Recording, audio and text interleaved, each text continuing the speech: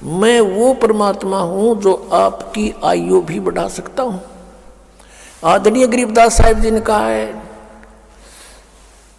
काल डरे करतार से जय जय जय जगदीश, ये जोरा जोड़ी झाड़ता पगरज डारे सी से। आदरणीय गरीबदास साहिब जी अपने कबीर परमेश्वर की समर्थता बताते हुए कह रहे हैं कि यू काल डरे करतार से, कबीर परमात्मा से, 21 ब्रह्मांड का स्वामी, और कहता जय जय जय जगदीश। और ये जोरा जोड़ी झाड़ता, जोरा माने ये मौत, मौत तय हमारे कबीर परमात्मा के जूते साफ करती, अर्थात ये तो इनके आदेश का पालन करेगी। इनके आदेश बिना उनके भगत को टच नहीं कर सकता कोई। और जोरा जोड़ी झाड़ता वो पगरज डारे सी से, उसके परमात्मा के जूते झाड़ कर उसको कहते माथे का लगाती है मौत। यानी परमात्मा कहते हैं मेरे आदेश बिना ये काल और ये मौत आपके निकट नहीं आ सकती है। परमात्मा फिर कहते हैं गरीबदास साहिब जी, काल जो पीसे पीसना, ये जोरा है पनिहार, ये दो असल मजदूर हैं मेरे सतगुरु के दरबार। ये काल तक कहते हैं मेरे कबीर परमात्मा की चक्की पीसता है, और ये मौत उसका पानी भरती है। ये दो असल मजदूर हैं मेरे सतगुरु के दरबार। यानी परमात्मा की समर्थता को गरीबदास साहिब जी ने कलम तोड़ प्रकट किया है, कबीर परमेश्वर की समर्थता को आंखों देख के।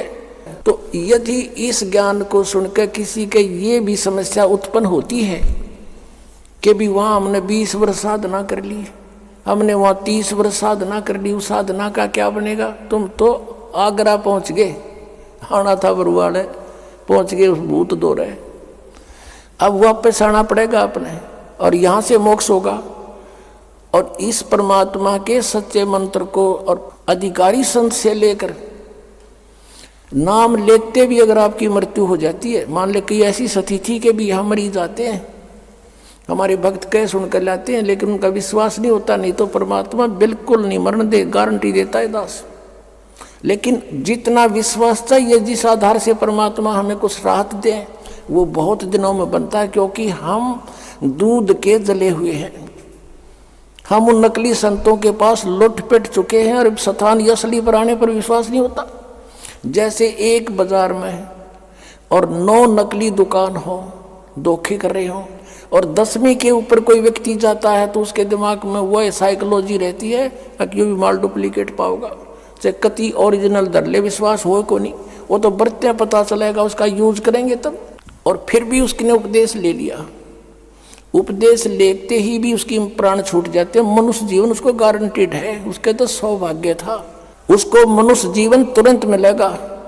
अरीब ते स्टार्ट हुआ है भक्ति युग का, हजारों वर्ष चलेगा, ये तुरंत वापस मनुष्य जीवन होगा। आते फिर उसको छोटी सी उम्र में ये मार्ग मिलेगा, और पूरी उसको आयु देगा भगवान, और लेके इस अगले जन्म में पार हो जाएगा।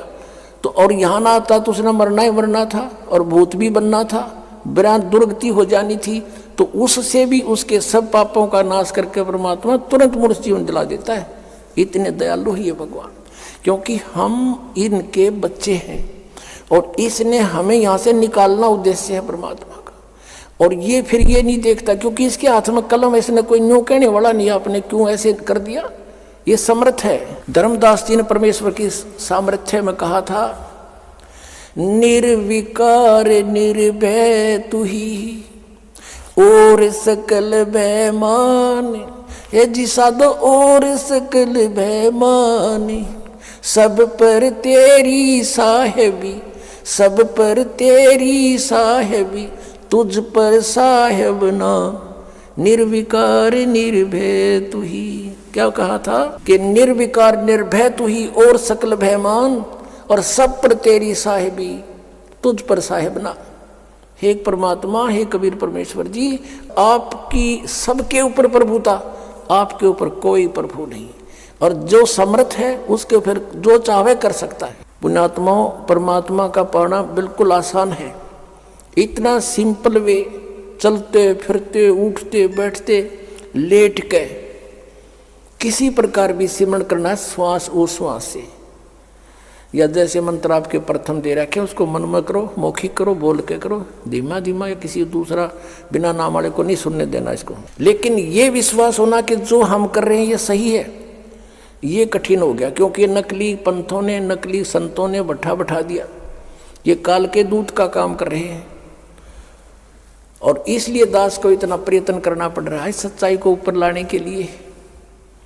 एक पॉइंट को क्लियर करने के लिए 10-10 प्रमाण देने पड़ते हैं जब बुद्धि में प्रवेश होता है आपके हमारे कि सचमुच बात ही ऐसे ही है। गरीबदास साहब ने कहा था कि झांकी वे कबीर की नानक की तीवा और वह सिक्खा का गल पड़ी कौन छुटावे था। अब उन्होंने किस दृष्टिकोण से कहा था वाहेगुरु जाप करो और दूसरा मत करना कुछ भी, इसलिए कि परमात्मा का आदेश था अभी नहीं बताना। और उन्होंने एक अनमोल काम किया, अब अमृतवाणी लिखकर छोड़ गए कि इसको पढ़ते भी रहोगे, ज्ञान यज्ञ के आधार से भी तुम्हें मनुष्य जीवन मिलते रहेंगे, लेकिन मोक्ष नहीं हो सकता। अब मोक्ष के लिए पूरा ट्रीटमेंट अब मिलेगा आप जी को, और आप जी ऐसे ही मनुष्य जीवन प्राप्त करते हुए आ रहे हो, तभी तो आपको अभी भी चाह है भगवान की। नहीं तो अगर आप अन्य योनि से आए होते तो आप भक्ति नहीं करते। आप पिछले जन्म में पुरुष थे, मनुष्य थे कहीं ना कहीं, और भगवान से कभी संपर्क में आए हो, उन्हीं के लिए सारा कुछ ये हो रहा है।